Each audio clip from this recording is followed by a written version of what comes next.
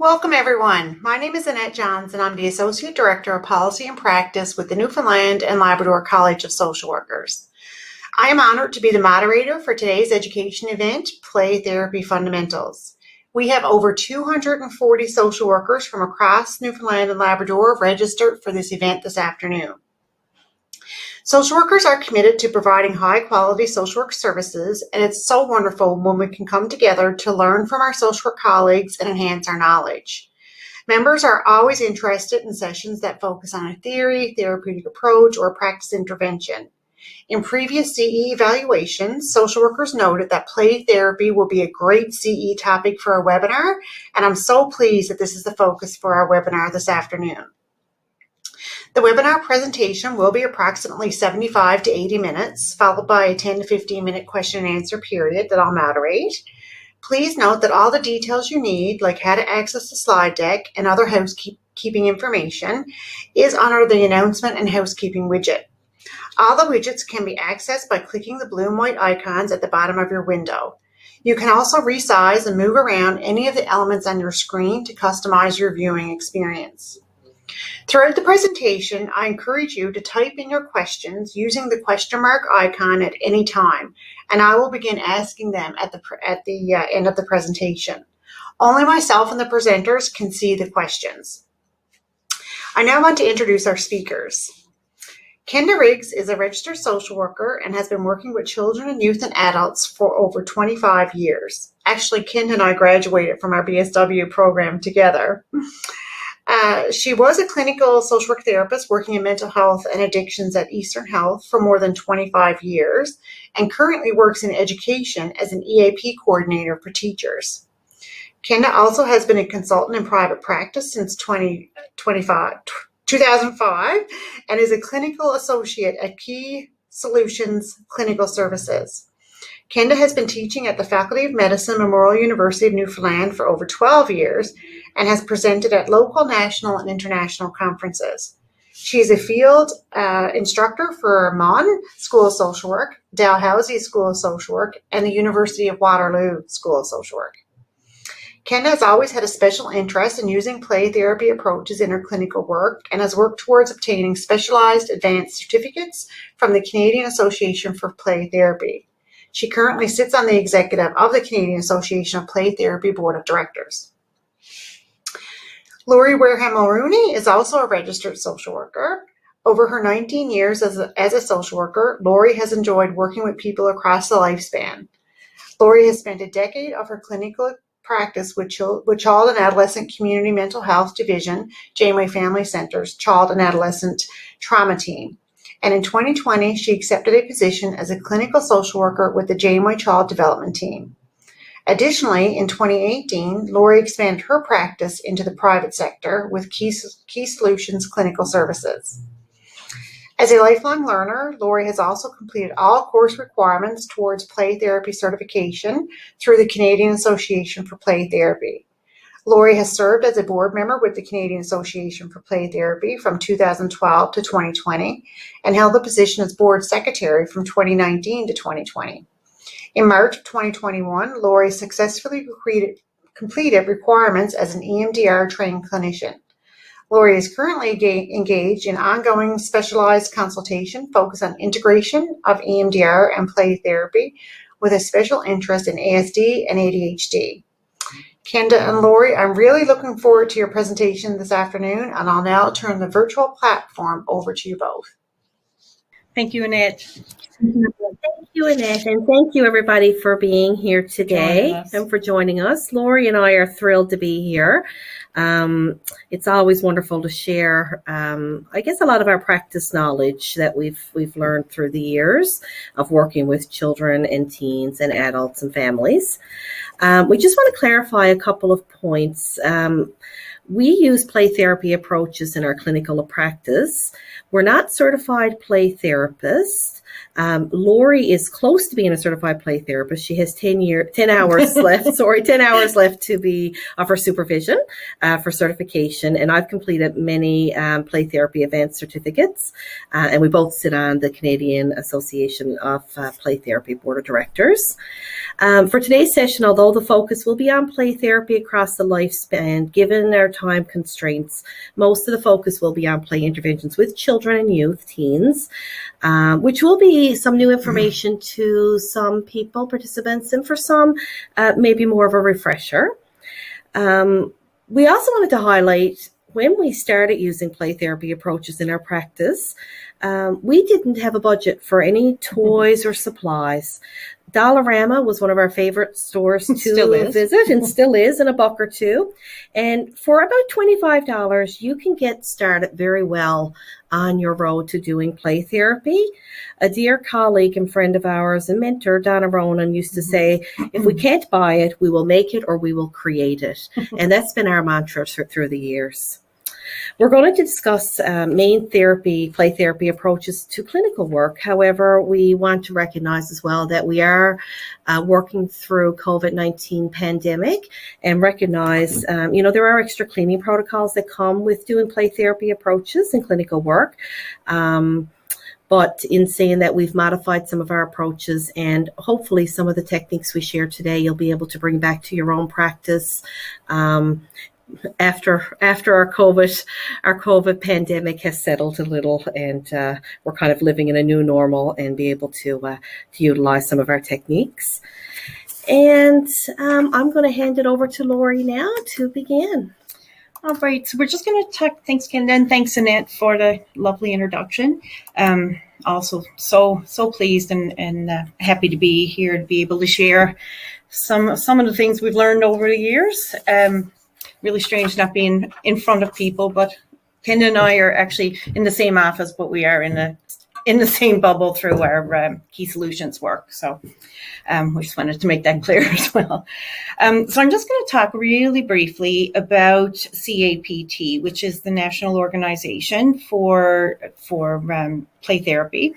And a lot of people ask me so often, like, why would I bother to, pay money to be part of another association? We're already part of a social work association. But there really are a lot of benefits to becoming part, even if you don't plan on becoming a certified play therapist. The benefits of membership are, one in this, is this slide. You can see the Playground magazine. So that's a quarterly magazine that's contributed to by play therapists all across Canada, sometimes from around the world, depending on the subject, but specifically Canada.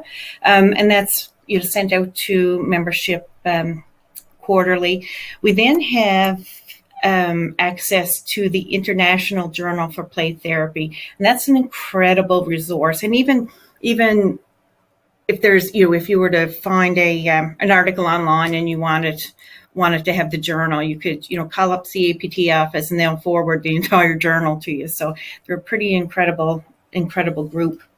So with that, we also get supervision, but even bigger than that, I think it's really being part of a bigger community that is, growing play therapy and supporting children and adolescents and families through some of the most difficult parts of their lives. So it's such a privilege to be part of something that's so powerful that actually changes and heals the brain. And then one thing I realized after we sent our slides to Annette was that I didn't have the website for CAPT in there. So it's really simple. It's just CACPT.com. So CACPT.com. All right. So today we're just going to look at things, kind of an overview of understanding play versus play therapy. That's something that, is often asked of us a whole lot as well. What's the difference? I see my kids play all the time, or why would you take all this time and money to go train to do it? So there's that. And then there's your brain on play, so the neurobiology of the brain. And that's Kenda's going to do a really lovely job of explaining that. It's one of the most, I completely geek out on this stuff. It's the most exciting, most exciting stuff. And then we're going to end things off with play therapy tools and techniques. So we really wanted you guys to be able to have something you could take away and bring into your practice.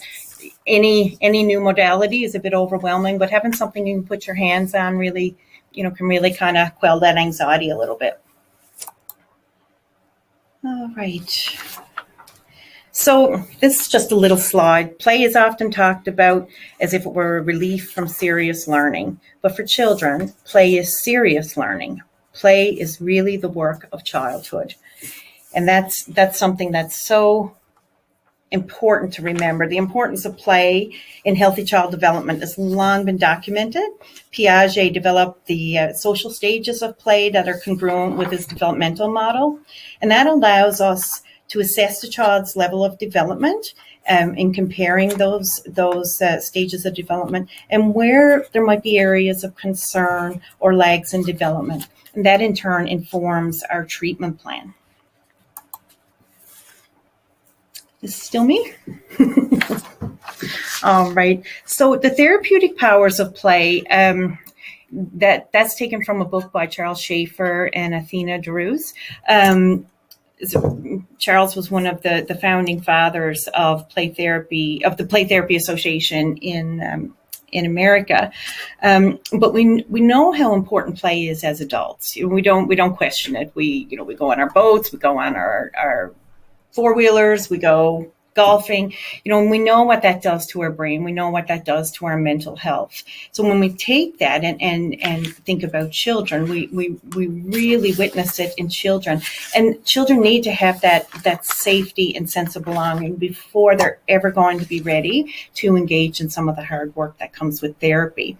So under the Schaefer and Drew's work, there's actually 20 core agents of change that they talk about as to how play therapy impacts healing and supports children through some real difficult journeys. I'm not going to go through all these on the slide. You have them there, but I'm just going to read a couple that just really stand out. So we know that play facilitates communication, self-expression, access to the unconscious, direct teaching. It fosters emotional wellness, helps children kind of learn to manage reactions and positive emotions. It's kind of a stress inoculator and really helps with stress management. So much work can be done through play with families and around attachment treatment, social competency, empathy. So, moral development, self-esteem, I could go on and on. It's just such an incredible opportunity to be able to meet children where they are. And as social workers, that's how we're all trained, is to meet our clients where they are. So to meet children in their world of play is being a respectful clinician to their age and stage. All right. So what we know about children, we know that children are not little adults. So we know that children just don't come in and talk. Sometimes they do if they've had a real acute trauma or something very specific and are often older than their stated age. But most times kids come in and their language is through play. Therapies that work with adults usually do not work with children. And we've often, years ago in our practice, when trauma-focused CBT kind of was really being highlighted, we were struggling because we were trying to put the research together around this is what we're supposed to be doing. The research talks about trauma-focused CBT, but our children that we're seeing are so dysregulated, we can't even get to talk about what's happening because we're chasing them around a building, trying to help them settle, and we need to get to where their core survival brain is. And we're going to talk a little bit more about that a little later. We know working with children, a developmental perspective is essential. And Most of us have done psychology courses and social work courses around child development stages. I remember working with a young girl, a little girl I worked with. She was about 6 years old, and she had experienced a significant amount of family violence and neglect in her early life.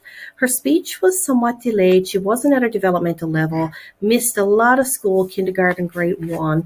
But when she was drawing pictures of herself, her drawings were very, very much stick people with little line with her arms and legs, very much characteristic of a young preschooler. And that indicated to me that she wasn't at her developmental level where she needed to be as a result of trauma in her early childhood experiences. So that stuff is really important to remember. Particularly in working with trauma, chronological age is often very different than a child's developmental age. So we often see kids have arrested development when they come see us, when they've had early childhood trauma experiences. I also had a child one time who did not know how to play. I remember taking the child and into a room that I had for doing play therapy, and the child could not play. And part of that was a result that they were very parentified as the older child of many siblings and did not have many toys in their home environment and really never had learned how to play. So that was really indicative of all sorts of things as well. And it's important not to pathologize normal play or development. So sometimes we don't keep children in therapy unless they need to be in therapy. What we know about adults. We know that adults may not understand developmental levels. Sometimes adults forget about what it was like to be a child or what it was like to be a teen. And sometimes we have to really think back to what was it like when you were a child or teen yourself to get adults to really think about what that was like.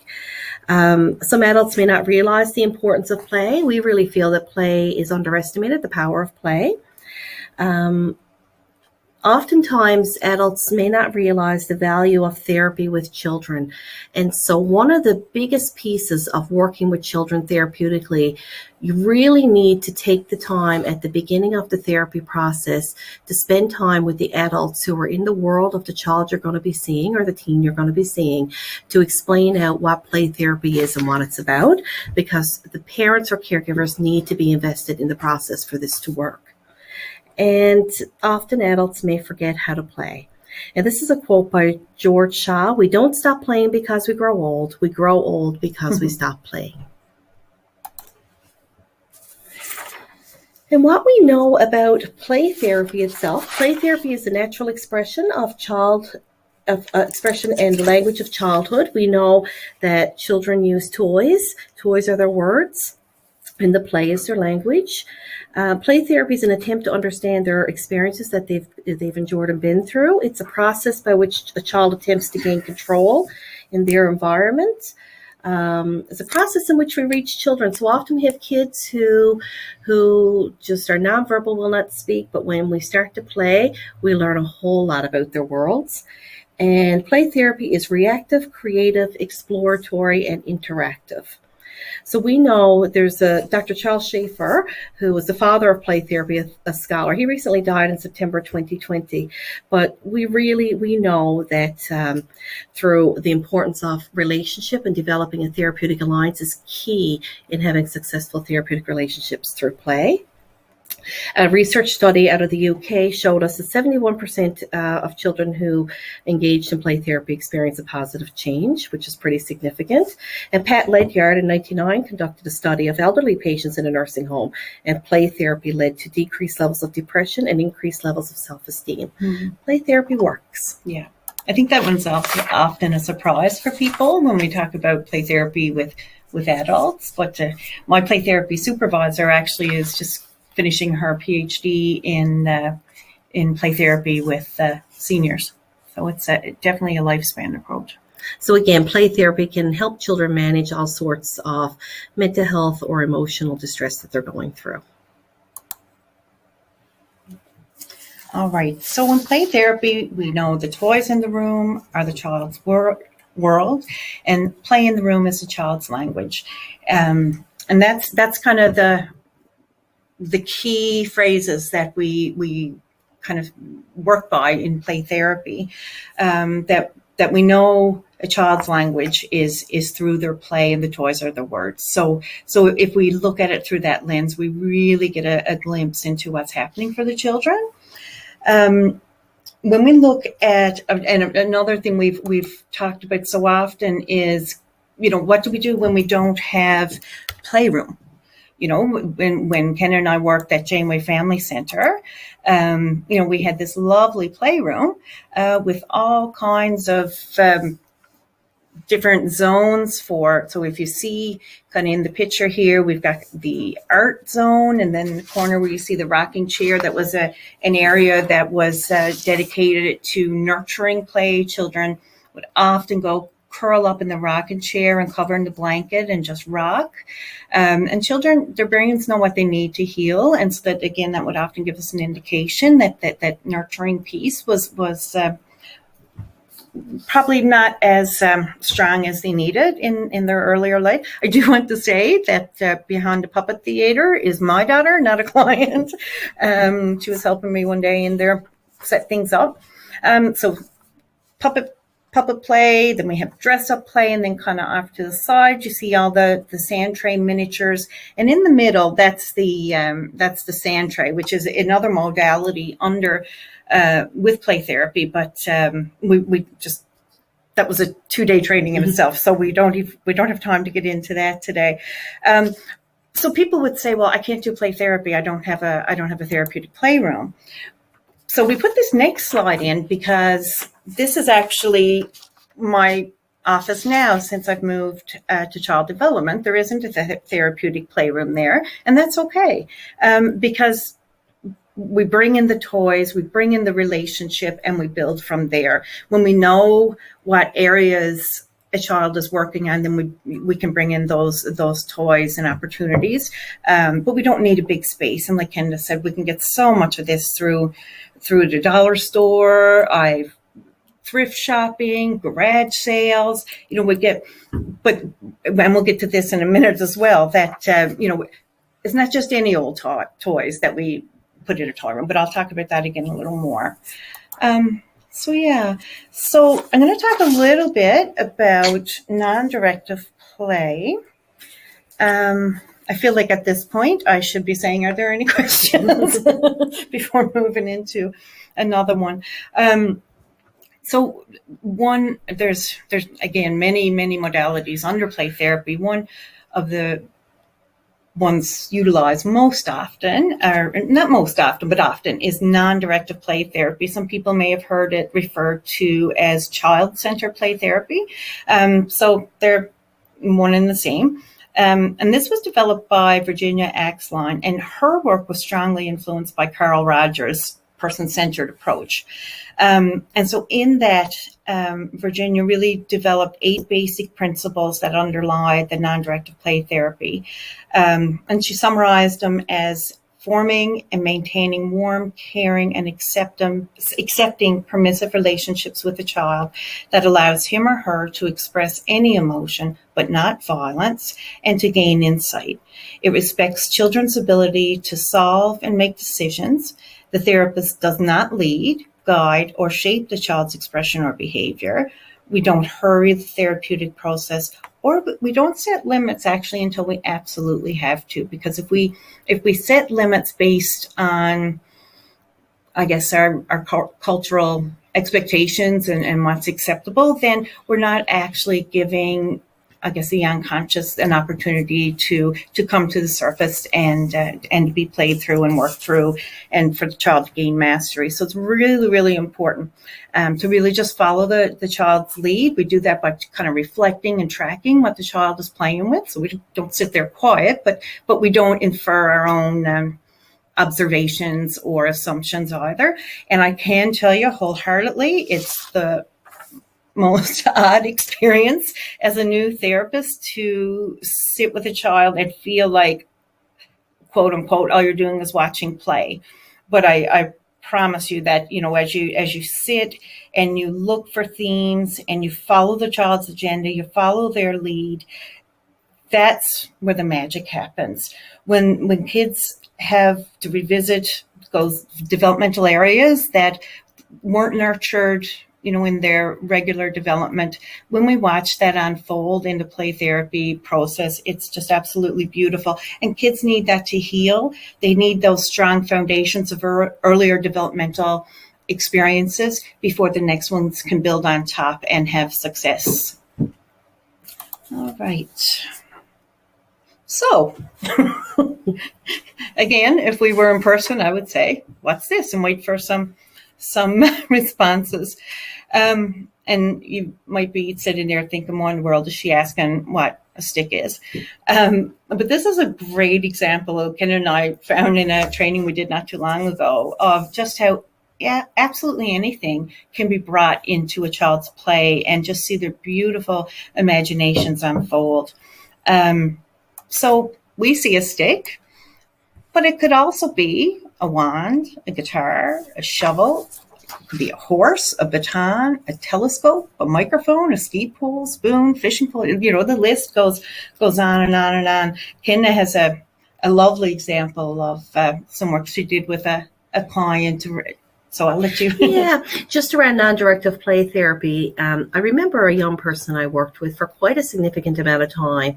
And we had these connect sticks, they were called. They were colorful plastic sticks that had little connectors to them.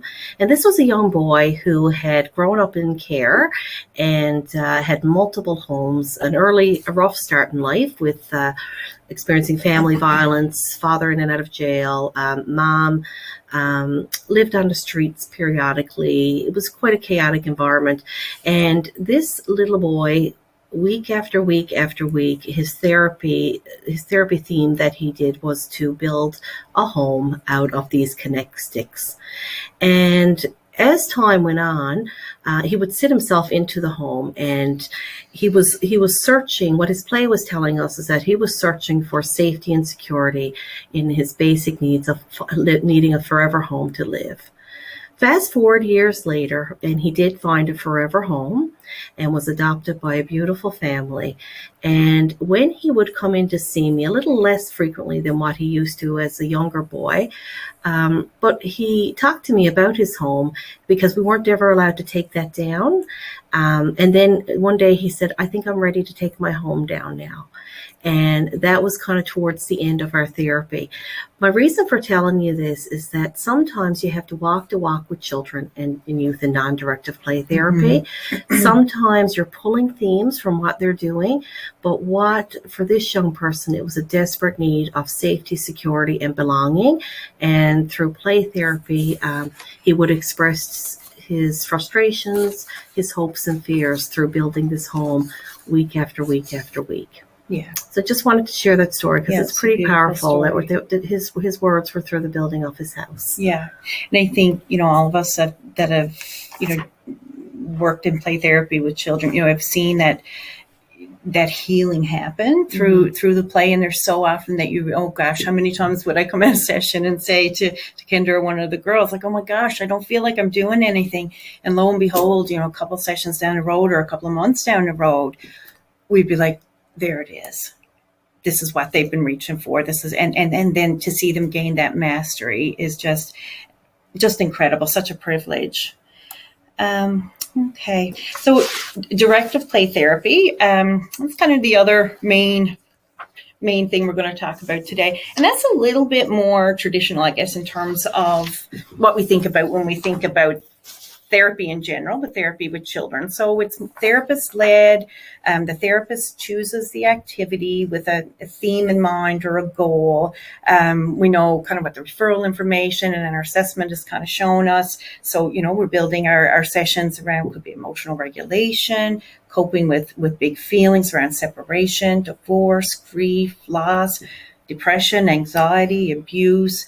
Be adjustment to diagnosis. It could be trauma around medical experiences. Just so many areas. So through our thorough assessment, of course, we figure out what these themes are, and we build our sessions around that. We do have a slide later on with some resources on it around directive play therapy. But there's lots and lots of things out there that can help clinicians kind of build those working themes.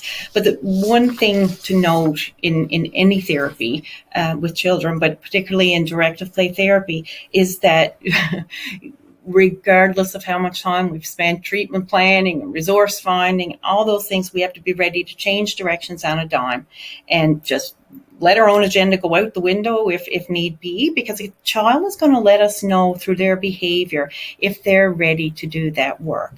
And sometimes as therapists, we don't get it right. Sometimes our assessment might be a bit off. We might feel a bit rushed by restrictions in number of sessions or pressure from, the different systems we work in. And we might rush the process a little bit. So we have to trust when a child is telling us in their behavior that they're not ready to go there. And we have to respect that. And not fall into that kind of expert-driven adult role, because they are who's telling where the needs are. And the brain and body is so incredible that when we really, really listen, it knows when it needs to feel safe and to heal. And children tell us that through their behavior and through their play. So this is just an example of a directive play therapy game that we use. It's a card game, and it's kind of, you turn them upside down on a table and you take turns with the young person answering the questions. And as a therapist, it's really important that you answer the questions as well and answer them honestly. What's really neat, if you don't have the resources to order games like this online, a few years ago we had a Munn School of Social Work class contact, I was speaking to them directly, and they wanted to do a grief coping card game. They went online, downloaded some pictures, did some different cards and laminated them, and they were excellent. I would submit even better than what these ones are. Yeah. But there's all sorts of great rapport building games you can do for establishing a therapeutic alliance. You can write all sorts of questions on a ball and toss it back and forth. There's a great game called the Ungame, which is excellent, with all sorts of questions, more for older kids, which is fantastic. Yep. Okay, go ahead. Yeah.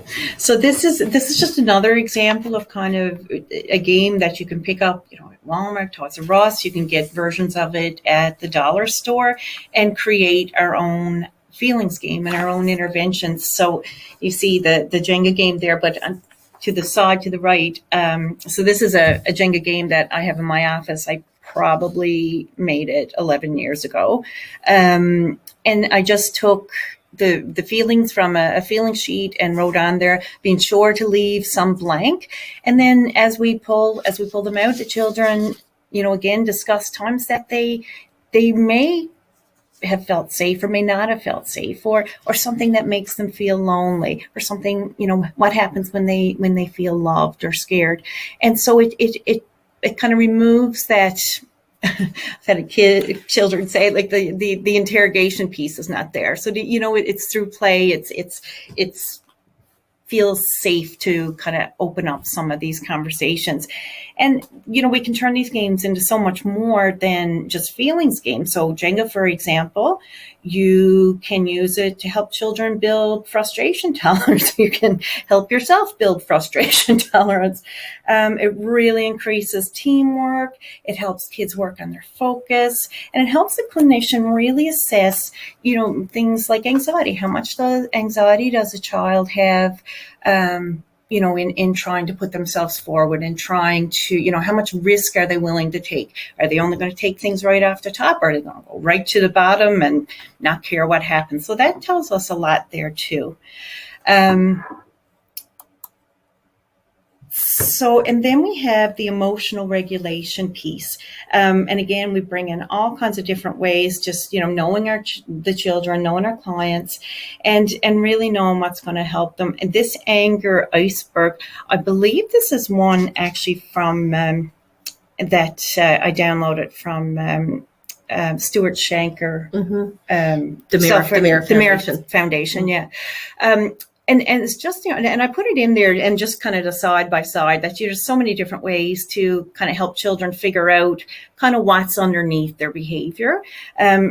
And again, the shift you see when children realize that you're acknowledging, you're identifying that there's so much more to them than what is seen in a classroom or what's seen when they transition between mom and dad's house, what's seen, when they're overstimulated by too much noise, that there's so much more underneath that. And when we bring that to children's and parents' attention and teachers' attention, anybody involved in a child's life, it's so empowering, because so many kids. Just recently, I had a little boy in my office. He broke my heart, but it was so powerful that when I showed him this, his little eyes looked at me and he said, "But all I thought anyone knew of me was that I was angry all the time." So, it's just, I get cold shivers, and, and I do this work all the time. So, and the other one is just a different way, used with, probably more teenagers, and they can identify or draw in their own. You laminate it and give them a dry erase, and they can write in what's kind of underneath for them. So that's one way. Another analogy I popped in there, I don't have a slide, was another colleague we worked with for years, Dr. Emily Case, when she came with us, one of the statements she had to talk about emotions with kids was, "Mad is the hat for sad." And I just love that. So sometimes, you take a statement like that, and so you go buy a hat, and you write feelings on little pieces of paper, and the children can choose, or use your Jenga blocks. And the kids and adolescents or families, it could be a great family activity to figure out kind of what is it that's under there. Because it's really hard. I know for me as an adult, if someone asks me what I'm feeling, I think I just draw a blank instantly. So, and I'm pretty safe and settled, so I can imagine how hard it is for children. That's a really good point, Lori, because a lot of the initiatives out there with mental health is around when people answer, "How are you today?" and the answer with one word, "I'm fine." So really emotion identification and regulation strategies are so important when you're young and when you're older. Absolutely. This activity here is another directive activity. It's a Minecraft Incredible 5-point scale. You can get really creative. There's all sorts of different types of ones that you can do. We found on Pinterest, right? Yeah, you can do it towards whatever matches your young person and who you're working with. A lot of times, our rule of thumb is if something's not working in play therapy, it's the therapist's job to fix it, right? It's the therapist's job to find things that are going to work. So this is a Minecraft Incredible scale. This was a young person. I wanted to share this because this was very creative. An 8-year-old boy who I saw for therapy, having really difficulty at school, regulating his emotions, following rules, came from a beautiful, lovely family. Both parents were working and had some reactivity due to stress levels. This young boy loved Minecraft, but had real difficulty expressing his emotions. What was interesting is when I pulled a directive activity like the Minecraft sheet, he wasn't interested in doing the Minecraft feeling sheet. But it caught his eye, but he was like, "No." So I had to throw out my agenda, and I asked him, what would he like to do to express his feelings through this? And he said, "I'd love to draw." So what he did, I asked him, what one did he most identify with his frustration? And he said, "I'm like the Enderman." So he drew the Enderman, as you can see. And what we did was did a color key up in the corner with different emotions. And he chose the colors that represented his feelings. And then we looked at where the feelings were in his body and where his thoughts were. And if you notice, some of the frustration and some of the feelings were down around his arms, his fists, down around his legs. But what was really striking was he put lots of color up around his head, which showed how many thoughts were stuck in his head. I loved what he did because he put a big heart, and this little boy had huge empathy and a beautiful heart, and he showed all his feelings were around his heart. And this was a real start of opening up all the emotions that were underneath the surface frustration that he originally presented and was referred for. And this here is a lovely activity that a survivor of sexual abuse did. She was 46, and we were looking at what was in her world and what represented her future. And so what I did, I had some rocks that represented from Dollarama that represented different sayings, and Play-Doh and feathers. And the feathers represented feelings. The circle, she chose to make a circle to represent her world. world. She chose the word hope and imprinted it, and the feathers represented different parts of her life. So one was her children, one was her current partner, one was her work, her place of work, one was family, and then one was her feelings that she has that are all bundled up from the past. So that it just shows that we can use different play techniques with any age. Yeah. And times when I've introduced play therapy to adults, you do get a bit of a funny look, well, do you think I'm a child? Do you think I'm immature? But when, especially with, things around art, absolutely kind of that metaphor piece, the functional MRIs, I think it is, and PET scans just show the brain lights up more, when, working through metaphors than any other thing. So, again, this is a reason why play therapy is so powerful, because children are working through metaphor, through their play, through their art, and for adults as well. And it really takes the, what word am I, it takes the stress out of having to find words. Yeah, exactly. I couldn't find my words. Yeah. So the next slide is just a couple of books when we talk about directive play therapy.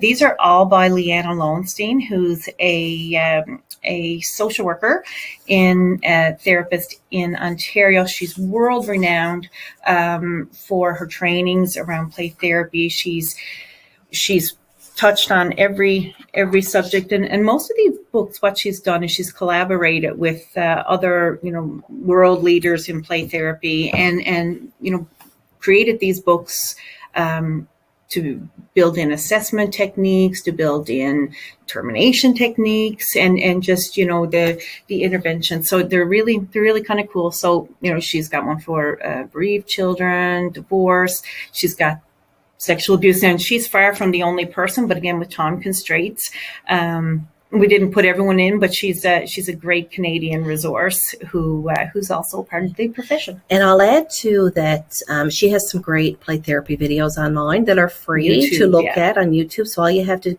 do is Google Leanna Lowenstein, and she also has a free ebook on her website, similar to this, one of these books, but it's a downloadable free book. Tons and tons and tons of activities in there. Just in that point there, I think I was going to say it later, but it's a good point, just in terms of resources, because these books can get expensive, and we can't always just download something. So one thing I've discovered, I'm not the biggest proponent of Facebook, but I absolutely love the private groups that have been built on that platform. So you can search, or people can email me. There's a private Facebook group I'm part of that's Canadian Colleagues for Play Therapy. So great spot. It's not a supervision or consultation forum, but you could say, I've got a child coming in, complicated separation, divorce. I'm really struggling with what activity to do next, and boom, you've got 20 people from across the country who are adding some thoughts to that. And there's also the International Colleagues in Play Therapy, and that brings in all the different play therapy associations from the States, from the UK, from, Israel. It was just international, like in its truest form. So those are really, really great resources. And in those platforms, they have file tab, people who are familiar with it. And you can look back through, and there's all kinds of activities posted there, and learning opportunities. So just a little note to take. All right.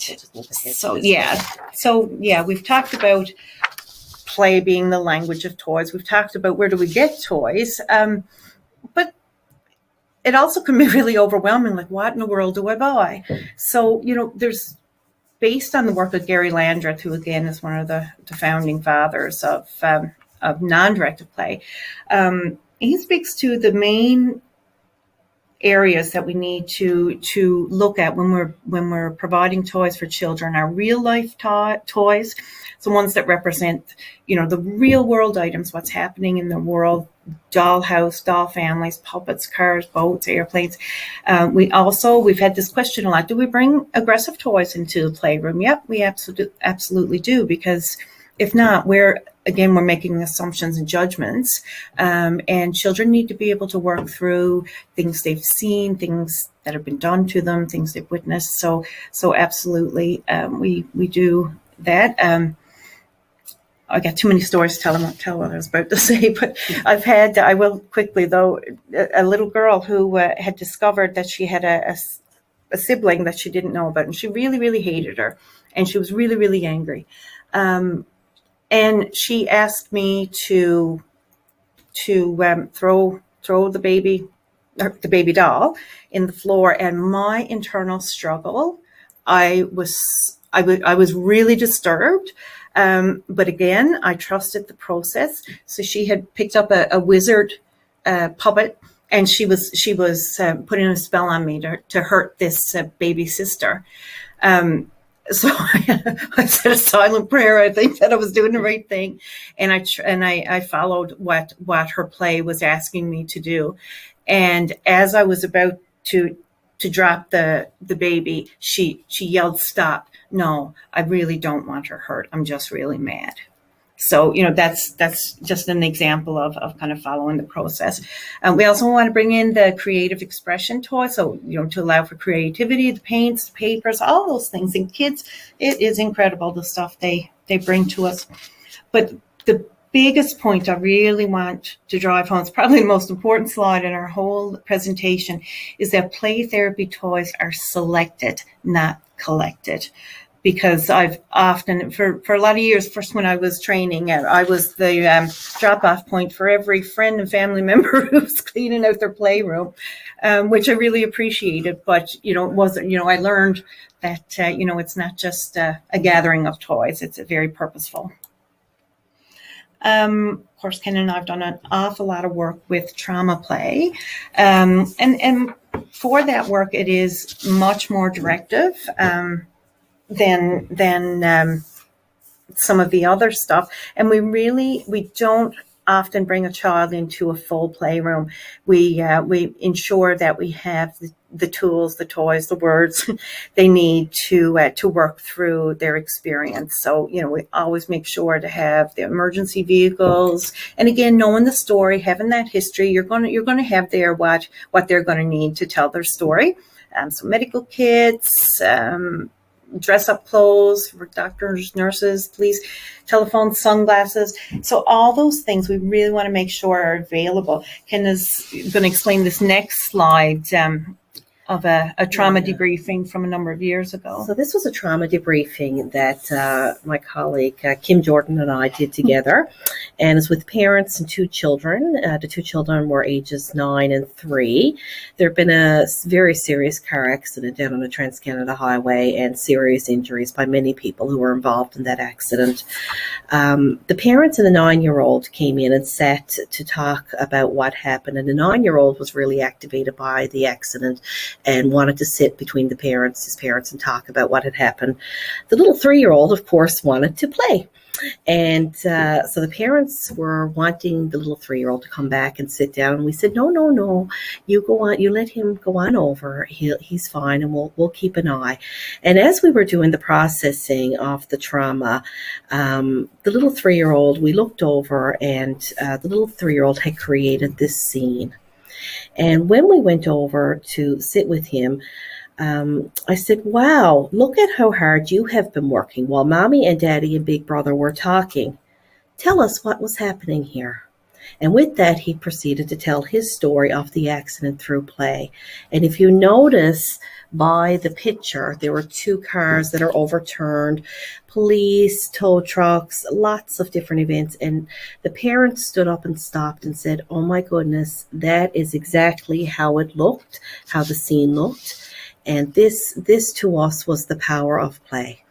This child did not use his words to express how he was feeling, actually came into the room with a big smile on his face, but he was showing us that this is what he experienced and told his story through his play.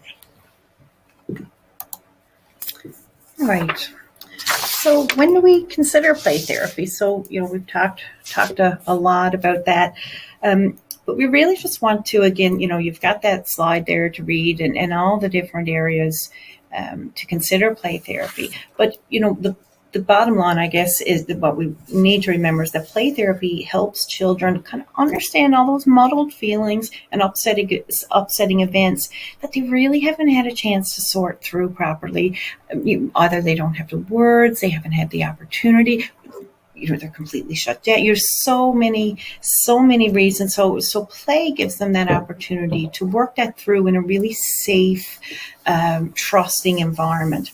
So rather than having to explain what's troubling them, like we would in adult therapy sometimes, children use their play and they communicate it, just like in the little trauma debriefing example, and they do it at their level and their pace without feeling threatened. And we meet them right there. We get on the floor, we use the words, all those same, important therapeutic techniques and skills that we have as social workers. It maps on to play therapy because we just meet the client where they are, and if that means you're sitting in the floor and you're playing dinkies or you're covered in paint sometimes, then that's what happens. Okay, so yeah.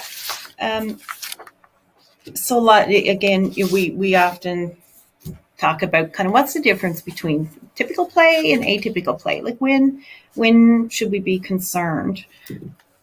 I think we just need to go back one more. Yeah. Thanks. So typical play, we've all seen, our children, neighbors, nieces, nephews, kind of exploring, they're being creative, they invite you in typically, they're kind of regulated, but regulated is a big spectrum when we're talking about kids. Kids are all different, but they're anchored, they're secure in that play. When we see atypical play, you feel it in your belly. Sometimes there's just no way to describe what you've witnessed, but you bear witness to something so powerful and so upsetting. You can just only imagine the turmoil that's inside the child. So we see kind of frozen, they're frozen in their play. We see lots of repetition of really scary or upsetting events. It's very secretive. They may, whisper into a puppet's ear, or whisper, pretend, with one of the pretend phones that they're whispering and calling someone. It's really unregulated. I think in one of my first couple of years at JFC was the first and last time I wore high heels to work, because they had to kick them up and chase a child up a good many floor stairs. And it's very unanchored. So, but the big thing, like, trust your therapeutic instinct, trust your gut, because like when you see it, it.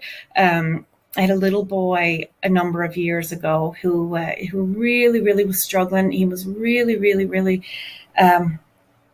really dysregulated, and I had trouble kind of processing and debriefing what I had witnessed, and he was really, really violent towards a little baby doll. And it was repetitive, and it happened session after session. And it was one of those times I would say to Kenda or one or the other, it's like, what am I seeing? What am I doing? Like, am I doing the right? Like, I don't feel like I'm helping this little boy.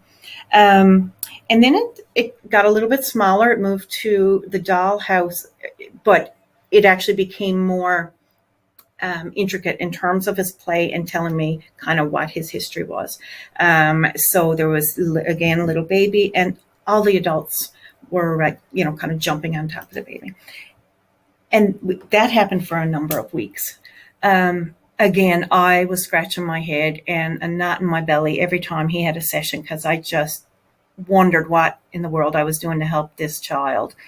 And then out of nowhere, I believe we were playing checkers, and he looked at me and he said, do you know, I had a lot of bad things happen in my life. And, with that, we're still kind of processing it, but had I not given him that opportunity to work through kind of, and he was testing me to see if I would let him. So important, but in that, before we'd ever let a child leave a session, particularly with atypical play or trauma play, we want to make sure they're regulated. We want to bring them back to a place where they're not stressed, where they become regulated and bring resolution to their play. And that may come in the form, in that case I just explained, and I consulted because again I was so, and what I ended up doing was just saying, if I was the mommy in that home, I would be so sure that that baby was safe. I'm so sorry that that baby was hurt. Children never should be hurt. So you're planting those seeds. You're planting those seeds that it's not children's fault, that children should be cared for. So, sometimes there's no easy answers, but we validate and we go where they are and we support them. All right. So the best practices, and this is kind of the last little bit around the theory of play therapy. Then we're going to get into the cool stuff with the brain. But some considerations, just kind of takeaways, is always get a very clear and detailed history from the birth parents, if at all possible. Get all that critical information from in utero, even prior to birth, because that tells us a lot around kind of how that brain developed, what was happening when that baby was growing in the mama's belly. Were they exposed to extreme stress? Was there violence? All those things, or was it really, were there drugs, alcohol, or was it really calm and nurturing? So we need to get all that information. We also really have to make every effort to be in contact with both parents. So, and that's really difficult. Sometimes a parent may be incarcerated. Sometimes it's a very complicated, high conflict separation and divorce. But in order to do play therapy safely, we need to know that both parents understand what we're doing, because if not, we run the risk of the child feeling like they have to keep secrets. If one parent is not consenting and another parent is saying, well, don't tell mom or dad that you're doing this. So we're not helping them. We're just adding to the stress and trauma. Many therapists, myself included, often practice from an integrative play therapy model, and I'm not going to get a whole lot into that, but it kind of is what it sounds like. Is we take all these wonderful pieces of theory that we know as clinicians, and we bring that into the best practices model. So, typically in rapport building, we bring in the non-directive play, child-centered play. That's what establishes trust and therapeutic relationship. Then as the safety builds, the trust builds, we move with the child. And so that's followed by something a little more directive. So that could be, we're bringing in all the information we know around narrative therapy or solution-focused therapy, Gestalt, all those things. And that helps build a platform that they can experience and release the emotions. And then we can get to a different level, a new level of self-awareness. And in the final stages is when we bring in that more directive stuff. So we can bring in, the worksheets, the CBT, the trauma-focused CBT, when we know a child has safety and stability. But until a child, anybody in therapy, but particularly children who come from chaos, has that safety and stability, we can't move into the processing piece. And just a little, caveat around when play therapy is not recommended is when children are displaying really extreme and violent behaviors. Of course, we have to, it's not optimal. We have to work with our medical team, psychiatrists, and so much of the work is with the parents around helping kids and supporting kids when they're going through so much difficulty. And again, we need to get the, Kendall's going to talk a whole lot about the brain now in a second. So we need to get them into their safe brain. So, and then of course, when obsessive compulsive disorder, we can do some work, but research tells us that the first line should be more behavioral. But again, after all the rapport and whatnot. All right, I am going to hand it to Kenda for all the juicy stuff. Okay, so we're going to talk a little bit about working with children from a neurodevelopmental approach to practice and why this is so important, particularly when using play therapy and how play therapy helps.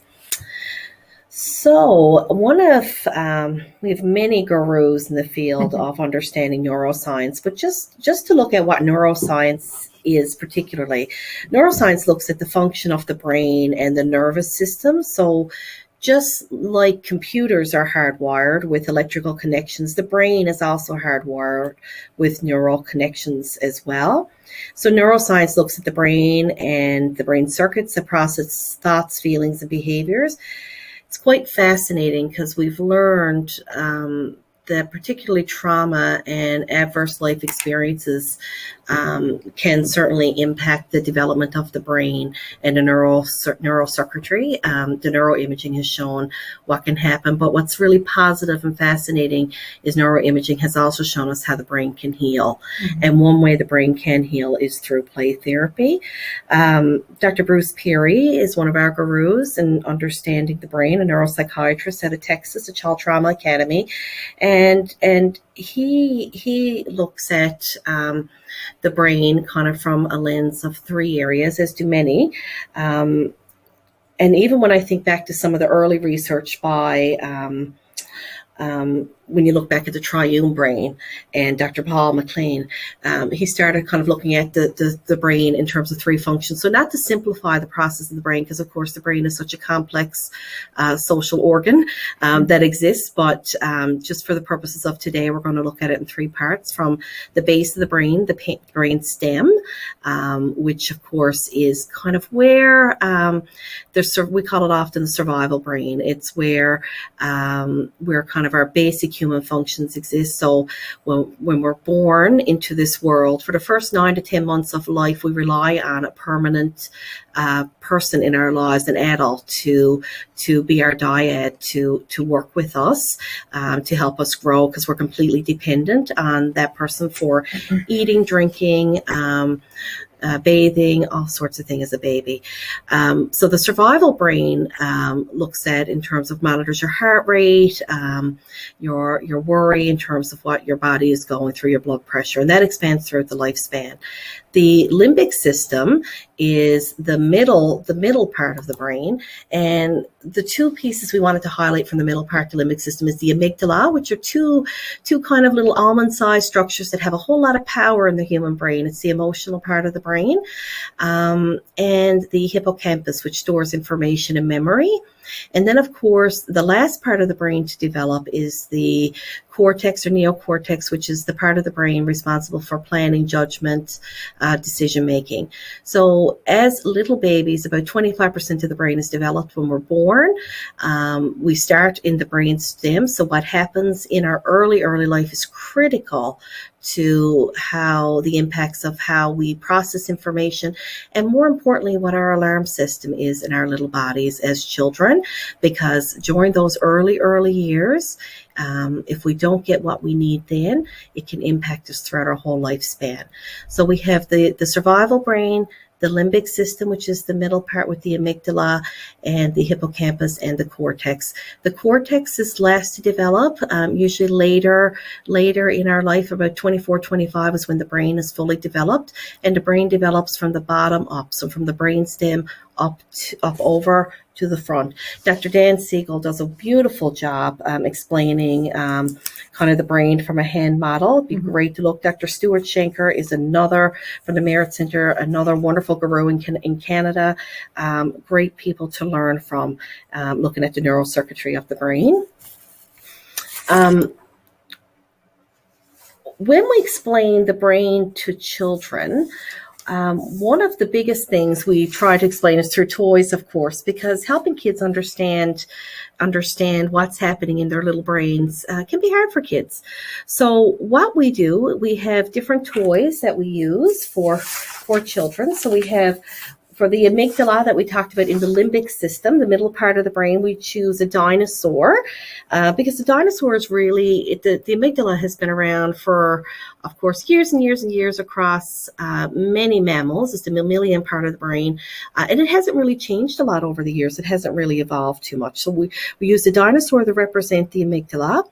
We use a wise owl toy to represent the prefrontal cortex, the thinking of the brain, because owls are smart. They require wisdom and knowledge, and that's to help around stop and think strategies. And we use a teddy bear because so children, in terms of we want them to grow more positive memories to help them feel good. So what we say to children, we tell them your brain is divided into different parts that have especially important jobs. The middle part of your brain is an old part of the brain like a dinosaur, and the dinosaur's job is to keep you safe. The dinosaur part of your brain experiences feelings, including anger, sad, and scared. If it senses danger, it will tell your body to fight or run. It protects you. The outside part of your brain is like a wise owl. It helps you with thinking and making good choices. If your dinosaur is calm, it will send feelings up to your wise old owl who will tell your body to make good choices. If your feelings are stormy, the dinosaur will send your feelings down to the bottom part of your brain and tell your body to fight or run, even if you are not in any danger, which can make you have poor choices. In order to make good choices, play therapy will help you learn how to keep your dinosaur calm by growing your wise owl.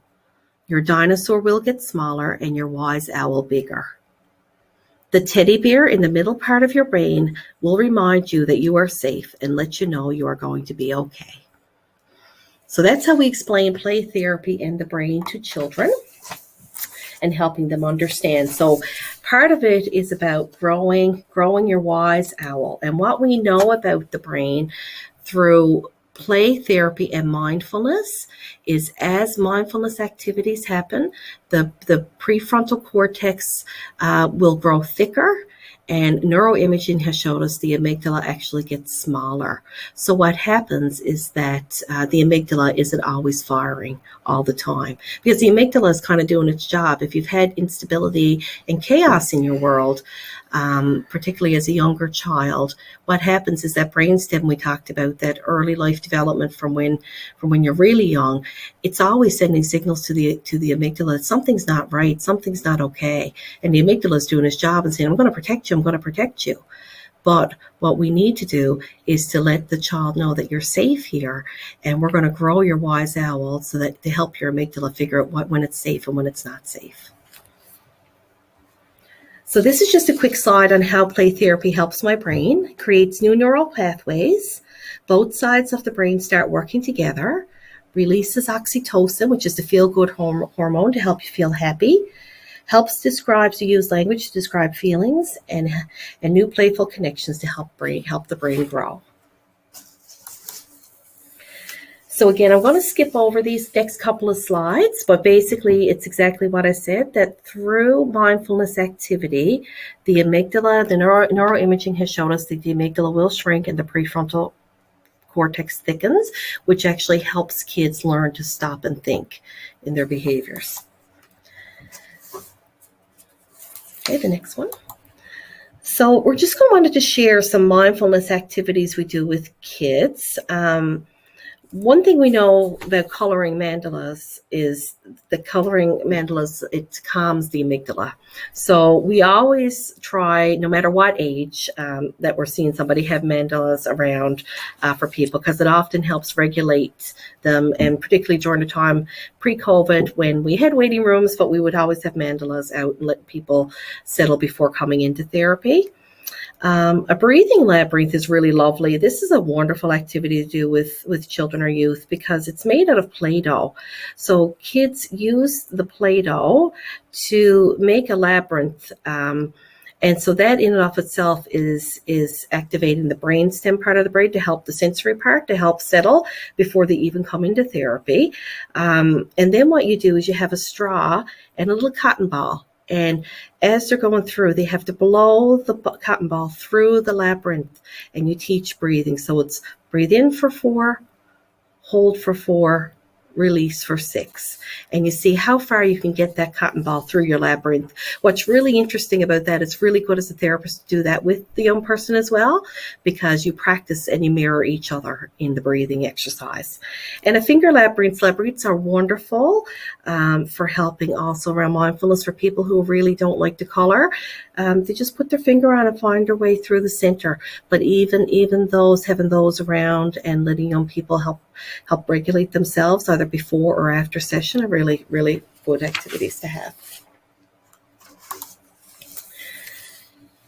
This slide here is the belly breathing. So again, breathe in for 4, hold for 4, release for 6.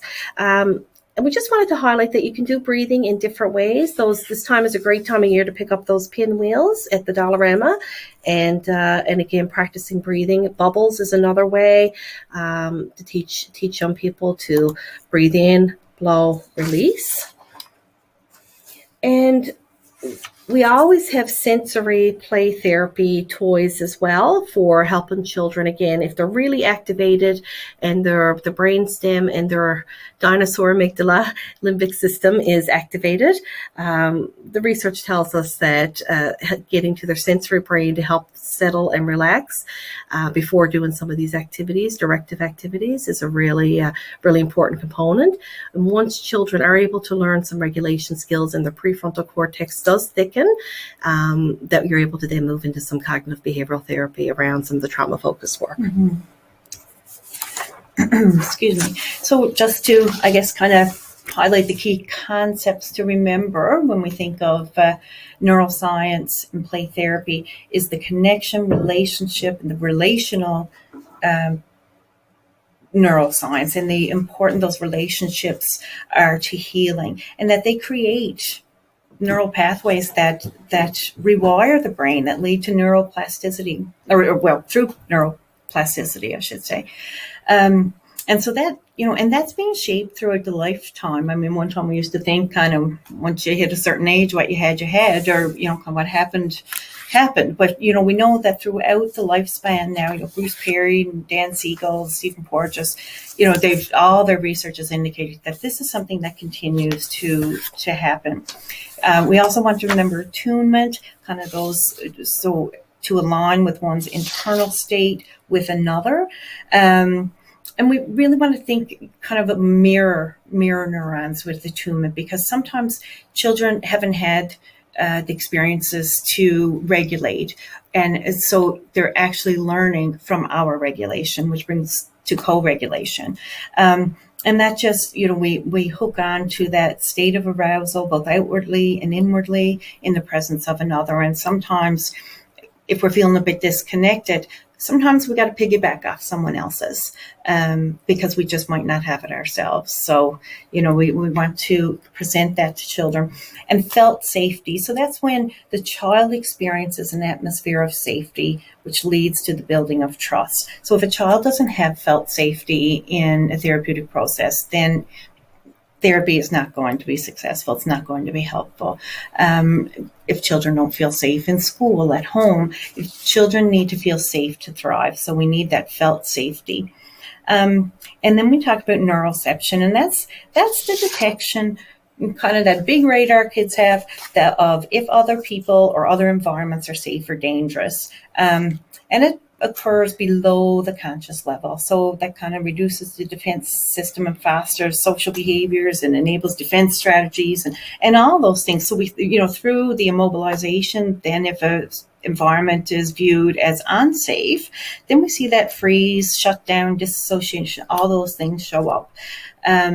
So we want to be really aware that what we view as safe based on a child's experience and exposure may very well be unsafe to them. And so we have to take their lead. We can't assume where safety is for them.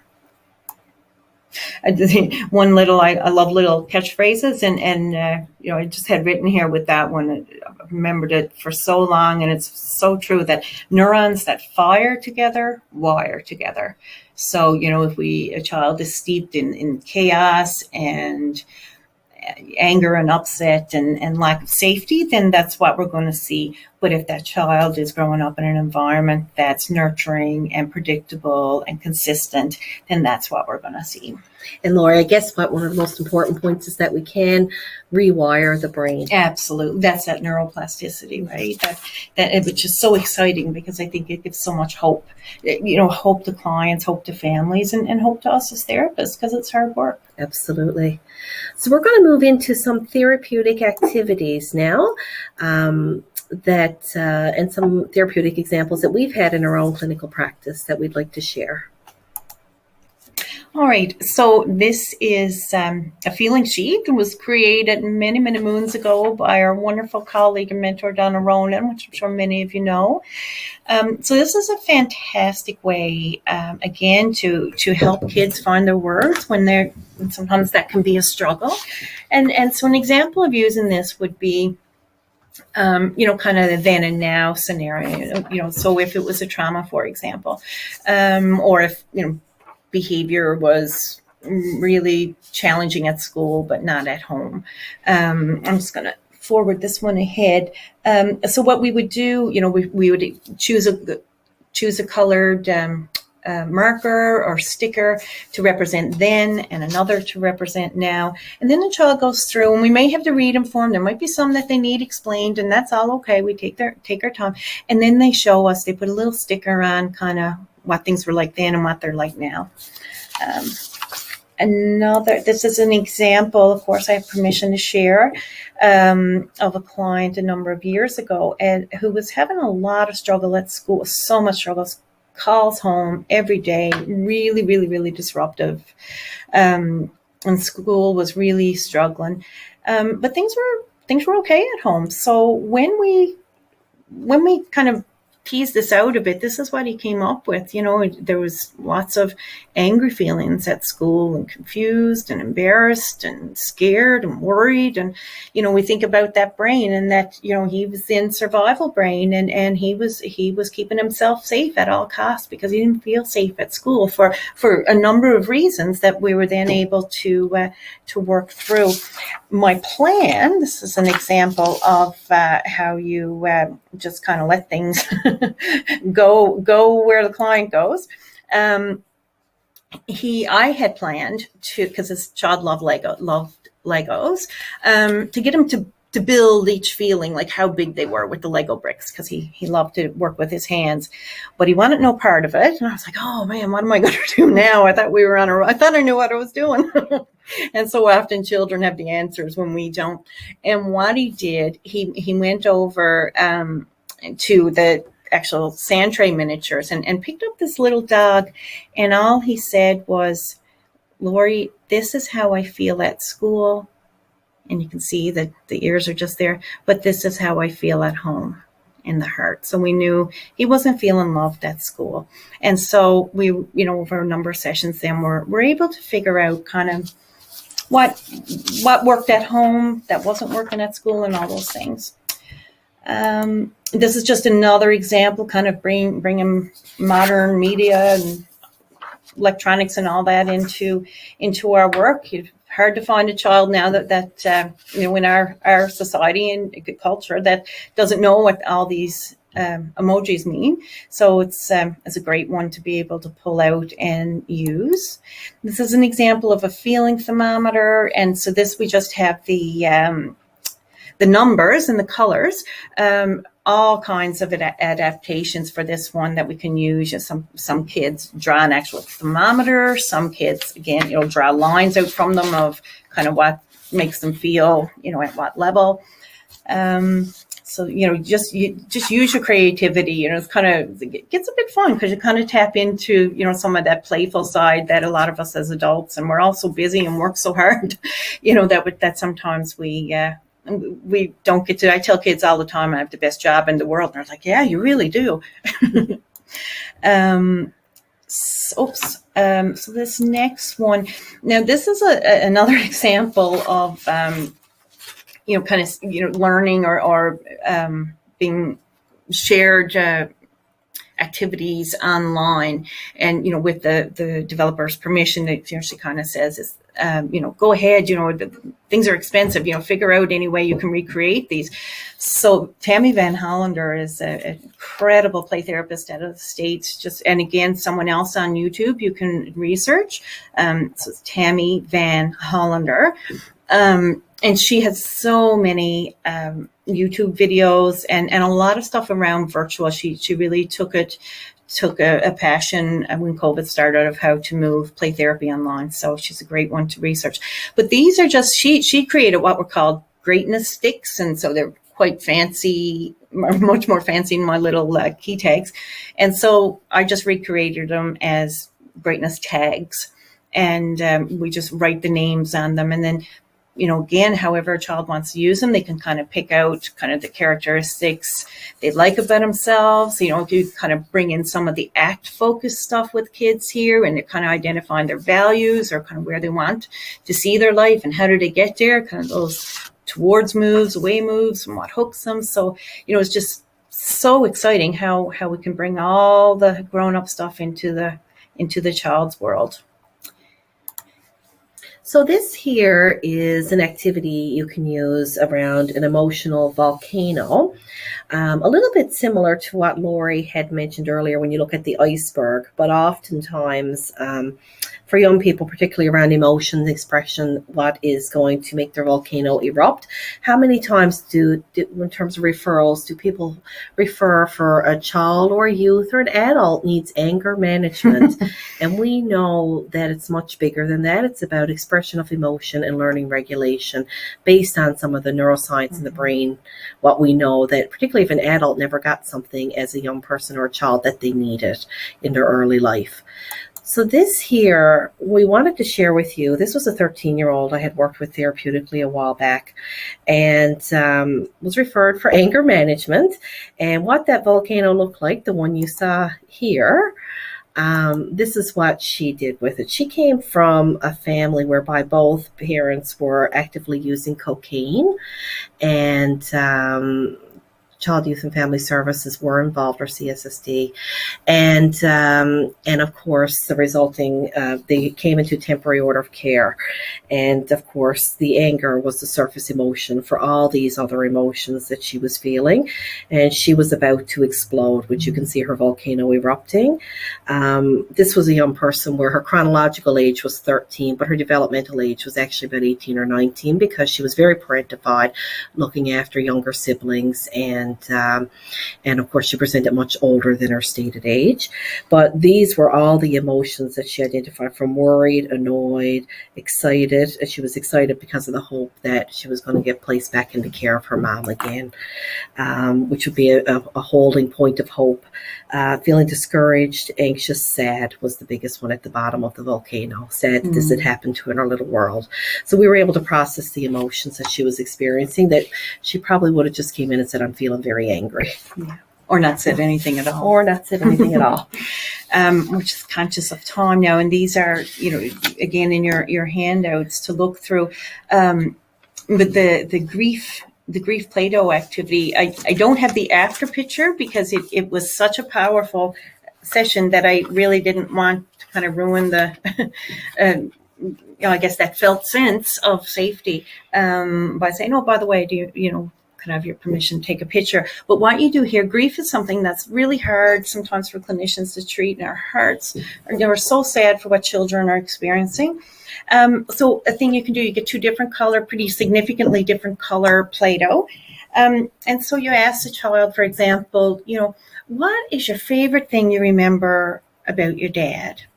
And so, this client in particular, he loved to play baseball, I think it was. And so we wrapped it up into a baseball and, kind of drew all the stitching and everything. And then, I said, well, kind of what's one thing you really like about yourself and, that your dad really loved about you. And so kind of he shaped something out for that. And so then we process those two examples and how special they are, and that, as sad as death is, we don't lose our memories. But then we ask them to take these pieces and mush them together. So we mix all the Play-Doh and mix it, and until it's completely inseparable.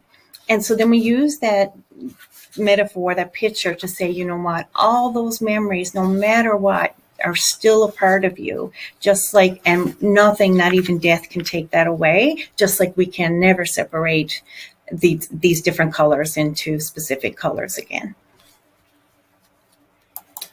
So just wanted to share a couple of externalization activities through the use of artwork. So this particular one is 15-year-old who presented to emerge Janeway emergency with many times, and had drawn a tree to represent what depression looked like. And originally the depression to her, it had no leaves. And about 3 months into treatment, I asked her to, could she show me what depression was looking like now for her? And what she did was show me, she put some leaves on the tree, and there were bright colored leaves to show that depression was getting smaller for her. But that was her way of showing me that where she was to in treatment. And for me, it was to assess how she was doing, if we needed more intervention or not. This next slide is a 17-year-old who solved for anxiety. And the very first session to the left, she drew, showed me what anxiety looked like. And if you notice some of the features, big, long tongue, the animal is ready to attack. She was externalizing that the anxiety was like a beast. And about 6 weeks into therapy, actually not very long, she asked herself to draw her anxiety to show me what it was looking like. And as you can tell, there's a much friendlier beast emerging. All right. So I'm just conscious of time. I know we've got a couple little questions. So I want to real quickly, I don't remember now if that was mine or yours, this next one. Okay. So this is just a feeling in my body activity, similar to the Minecraft one, but we often tell young people who have difficulty expressing through their words how they're feeling, that they can show through colors where the feelings in their bodies are. And this one here was a 9-year-old little boy who showed through his drawing where the feelings were in his body. What was really interesting with this little boy, he drew a trash can off to the side of himself so that he could get rid of some of the worry thoughts he was having. One thing, I knew this little boy was going to be okay for 2 reasons. He drew a really big heart in his chest area, as you can see, and I'm not sure if you can notice but the color around the drawing itself was loved, and that was the biggest feeling that he wanted to share that he had. But just another way to show how kids show us in their bodies through their head or their body parts where they're feeling emotions. So I'm actually going to skip through the therapeutic sand because, again, it's another modality that really would take a long time. But again, so powerful, that kind of externalizing opportunity for kids, and lots and lots of resources online to research it. This is just a little grounding technique, something that we want to work with kids as they're leaving session. What's something you can do if their go-to is music. Well, what happens if you don't have your music? Well, you always have your hand. So we could draw a hand, come up with the different 5 senses, things that help them feel settled, and then they always have their hand with them as a reminder. The next one is a glitter jar. Probably lots of you have heard of these. Again, lots of recipes on Pinterest. But it's a multi-useful thing. It works to show how big emotions it takes time to settle, and just how big anger can get. And we've used glitter jars with children, youth, and adults because when you shake them up and then you watch the sparkles fall within them, it's in the presentation what to use and how to make them. So we'll move on. And these are story cubes. So this is just a comparison that you can buy really fancy ones and spend a whole lot of money, or you can go to the dollar store and buy little wooden blocks and together with your client kind of create your own story blocks with different parts of their lives, either that are happy or challenging, and you roll them out like you would a dice, a bunch of dices, and then they tell you a story based on what shows up. Puppets are essential. Well, not essential, but essential in play therapy, and it just gives children that opportunity to. The only piece mentioned about puppet play is always have different types of medical professional people too for the children who come in with trauma, because if there's a need to have a puppet who's a physician or a medical person, it's a fire department, police. It's really important to be able to represent the professions for trauma. Yeah, and trauma lots of animals, because animals depersonalized. So it doesn't have to be a mom or dad. It doesn't have to be their mother, brother, or sister. They kind of base their play on the character, the type of animal. So that tells us lots. This is just an idea for virtual play therapy. You can go to jeopardylabs.com. It should be there. And you build your own Jeopardy game based on what it is that the children are experiencing. So this is one, around school issues and feelings. And this is, you just share your screen and play it together. That's fabulous for teenagers. It's really great for teenagers, yeah.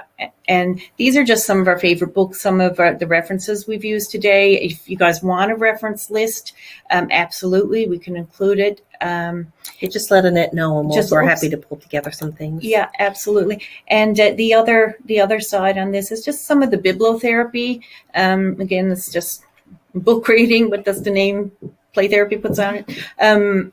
So, some of the books that are really wonderful kind of story starters, for telling their own story and realizing that, I'm not alone in this. My goodness, there's a book about it. Holy cow, I didn't know so many people had to move houses. Absolutely. All righty. So thank you. Sorry we ran so long. Hi. Hi. Perfect, thank you. So thank you so much, Kinda and Lori. That was excellent presentation. So we do have time, I guess, for just a couple quick questions. Someone was wondering around the percentage of power to change in terms of the therapeutic relationship. Is it in the therapeutic relationship or in the play therapy? And I guess where's the blend there between that? I think it's like any therapy that, that therapeutic relationship and trust is essential. But if you follow the work of Bruce Perry, Dan Siegel, any of those guys, therapeutic relationship is number one. Nothing else is going to have the impact or power or healing without that therapeutic relationship and that opportunity to grow together. That was an excellent question. Yeah. And yeah, relationship is key. Yeah. The 3 R's from Bruce Perry are relationship, relate, relate, regulate, and reason. Reasons. Yeah. So until you get that relationship, you don't have anything else. And just a side note, that's a beautiful article we're happy to send to people. It's around Dr. Bruce Perry and around the impact of play and the neuroscience on the brain. But it's wonderful, and it speaks to some of that in terms of looking at technique versus relationship. Okay, wonderful. And I guess one more quick question. The name of the Canadian play therapist writer that you mentioned earlier in the presentation. Can you repeat that person's name again and maybe spell it for folks who might be looking that person up? Leanna Lowenstein. So I probably won't spell it right, but it would be back on the slides in the books. But Liana Lowenstein, I believe. That's it. Yeah. So she's MSW out of Ontario, and she's fabulous. Yeah, she's lovely. And, again, just even searching Facebook groups or YouTube for certified play therapists, just kind of like anything, you be careful what you find online. Yeah. But, yeah. Okay, wonderful. Well, we're out of time. I'm sure we could go on for another half day, actually. This is great. Probably like 30 more days. Yes, but I do want to take this opportunity to thank Kinda and Lori for this stellar presentation and for sharing your knowledge, skills, and expertise with us this afternoon. So much important information was covered, and the resources and techniques that you offer were excellent. And we really hope that for those who attended, that this webinar provided you with some information that you can incorporate into your own practice, or maybe sparked a desire for you to enhance your own knowledge and training in this area. And Kinda and Lori, your passion for this work is truly inspiring. I learned so much from you today, and I want to thank you for taking time from your busy schedules to facilitate this continuing education webinar, because these sessions would not be possible without the involvement of social workers like yourselves, who without question volunteer to do this for your social work colleagues. So thank you. Thank you for having us. The PDF of the PowerPoint presentation is available on the resource section of the webinar platform, and members may claim 1.5 CPE credits under the required category of workshops as per the NLCSW CPE policy for attending this webinar. And we also ask that you complete the evaluation that will appear on your screen. Your feedback is always so greatly appreciated. So thanks again, everyone. Thanks again, Kenda and Lori. I hope everyone enjoys the rest of the day, and stay safe, everyone.